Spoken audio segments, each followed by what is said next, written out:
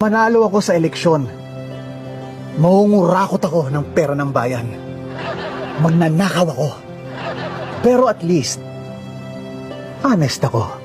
Kapag ako nanalo sa darating na eleksyon, gagamitin ko ang pondo ng gobyerno para makapag-travel at mag-shopping sa ibang bansa dahil makapal ang mukha ko. Pero, at least, honest ako. Kapag nanalo ako sa darating na eleksyon, bibigyan ko ng puwesto sa gobyerno ang lahat ng mga kamag-anak at kaibigan ko. Dahil korap ako. Pero, at least, honest ako. Pag akong nanalo sa darating na eleksyon, hindi ko tutuparin ang mga pangako kong ibababa ang mga bilihin at itataas ang sweldo. Dahil nambobola lang ako para manalo. Pero, at least honest ako. Kapag nanalo ako sa darating na eleksyon, gagamitin ko ang posisyon ko para mambabae.